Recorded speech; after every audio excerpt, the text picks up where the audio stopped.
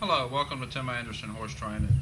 The last couple videos I did were of younger horses, getting young horses started, first few rides, and working a few issues on some horses.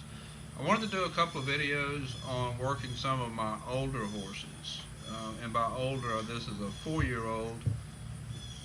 He's he actually won his first paycheck at the last show we went to. So he's pretty far along, but I want to show how I work him. There's a lot of really good information in here. There's a lot of videos out there as far as getting horses started, but there's not a lot out there as far as really how the horse's training progresses. So that's what I want to talk about today in this video. This horse that I'm riding here, his name is Blue, is what we call him. He is by bet he's a cat out of a daughter of Meckham Blue. And he's been to a few shows, he's done pretty good. So in the training of all of my horses, I always start off with their energy down low, bring their energy up, and then bring their energy back down towards the end. And to me, that helps keep their mind in a really good place and keeps them really waiting for what I'm asking them to do. Now, one thing, I'm working on transitioning Blue into a rein cow horse legal bridle. So that's a bridle that has a port with a roller in it. And this is the first time that he's ever had this bit on. I have been showing him and riding him in a snaffle bit and then just a plain low ported bit. At his last show, I've been showing him in a snaffle bit, but I need to be progressing him on into a bridle with a port and a roller. I typically do not do the hackamore and the two rein that's traditional with National Rein Cow Horse Association. I think that's a really great thing to do, but with the horses that I get, I just don't have that time to get them broke to the hackamore, transition to the two rein, and then transition again to the bridle. So I work on going from the snaffle bit to a standard low port bridle and then into a cow horse bridle. So this is his first ride working on riding with the cow horse bridle. As you see, I'm just kind of walking him around, pulling his face a little bit one way, pulling it the other way, getting him used to what that bridle feels like. If you've seen any of my videos, my hands are always slow. I put a little bit of pressure. When the horse gives to the pressure, I release to the pressure. So that's what I'm doing here, and I'm using my legs to drive him up onto the bit. So we'll flex one way, get him to soften his face, and then I'll release it and we'll flex the other way. So we're warming up at a trot, and I'm real big on never missing an opportunity to train. So I'm warming him up, and I want to warm up at the trot, but I'm using that time that I'm not just trotting around aimlessly. I am working his face. I'm using my legs to move his shoulders. I'm using my legs to move his hips. And I try to be smart about how I use my time. And I figure as long as I'm smart about how I use my time, then I'm saving that horse. And I'm not just wearing him out, going around aimlessly and missing out on training opportunities. So here I'm trotting him around, bending him one way, bending him the other way, getting him used to that bridle. He's never had this bridle on before. He's getting pretty nice at a trot. I'm also riding him in ramels, which gives me a chance to pull on him with one hand, and then when I need to bend him around and point his nose, I can reach down and point his nose. At this stage of the game, he is ready to show one-handed, and he rides just fine one-handed, but there are times where I want to fix his body position. A lot of what goes on with training at a horse this stage, he knows the basics for all the maneuvers, but if he kind of gets out of whack doing a maneuver, then I'm going to reach down and fix his body position. So we trotted him around a little bit and see how he's still soft and relaxed. I like to take a minute once in a while and sit and stand. We're going to ask him to spin here in just a minute. I want to ask soft. I'm really not going to ask for any speed. I just want the horse to step down with some rhythm, step around with some rhythm, and find out where to put his feet. If you notice that left front foot, he's kind of putting it just a little bit too far forward. I'll ask him to fix that foot with my reins to step the foot back just a little bit, but I'm not going to make a real big deal about it. As he learns out where to put his feet, now right there we walk forward, so I pull back and back him up. I have a lot of good videos on the spin. The outside rein controls his inside back foot. So when he stepped forward, I took a hold of that outside rein and stepped him back again.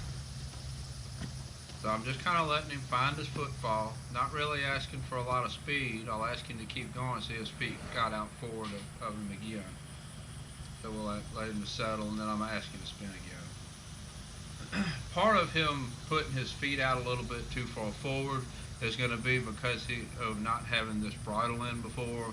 He's pushing on the bridle a little bit and in turn getting his feet out a little bit. Not too bad right there.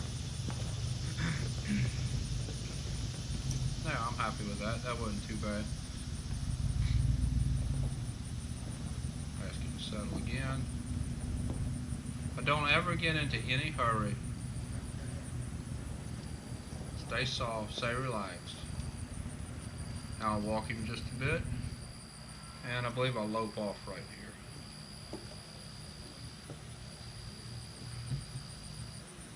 Get his face soft.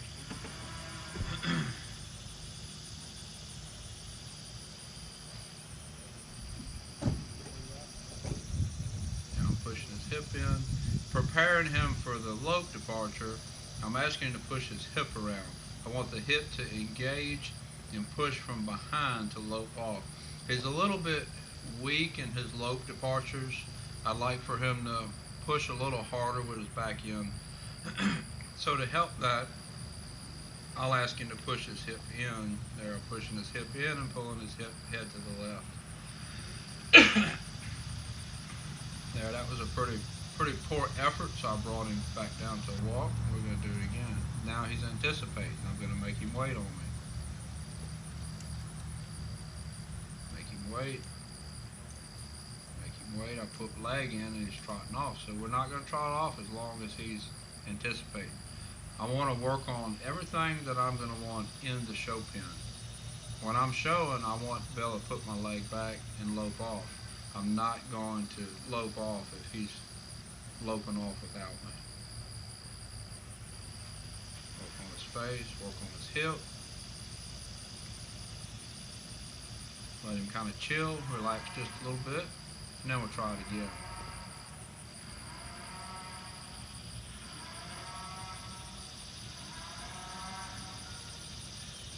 If you've been to a reining show, and they do it at some cow horse shows, well, he started off pushing good, and then he kind of broke, and then he pushed again. I'll let that go.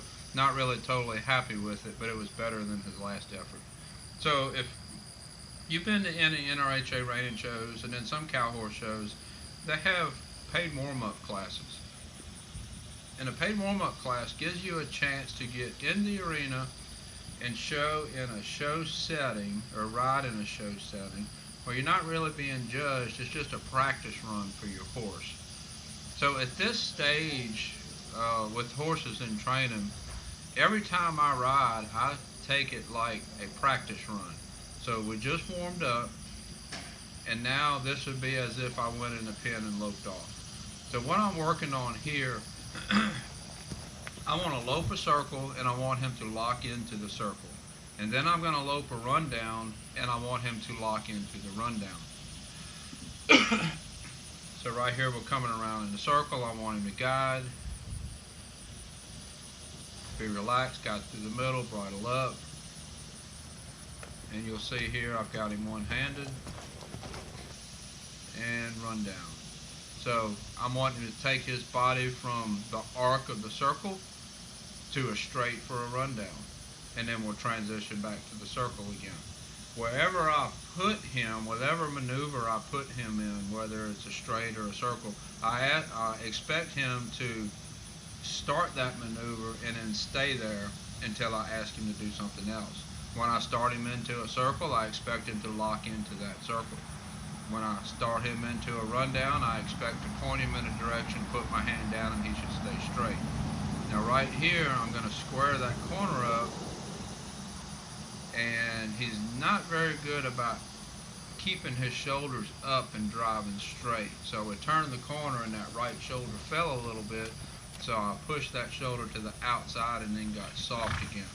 That's a big part of what he needs improvement with when we turn straight for a rundown, him getting his body straight and driving straight in a straight line down the arena. His circles is pretty good. He locks into the circle pretty good. He really doesn't drift in or out either direction. He locks into those pretty good. But we need to transition more from circles to rundowns and get straight. That was a much better one right there. Drove down straight.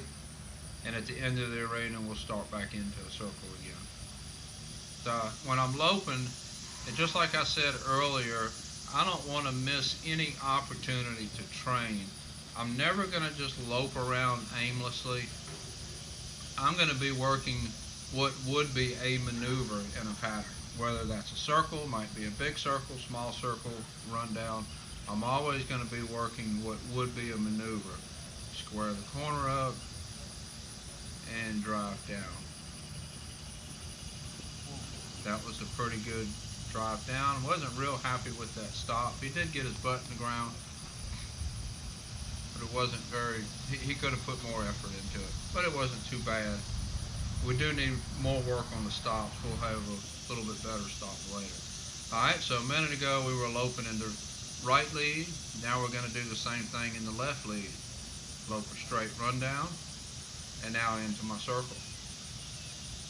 So basically, I worked my spins just a little bit ago, and now I'm working my circles and my rundowns, and I'll get at least 2 stops in. So that puts me working every maneuver in the pattern except the lead changes.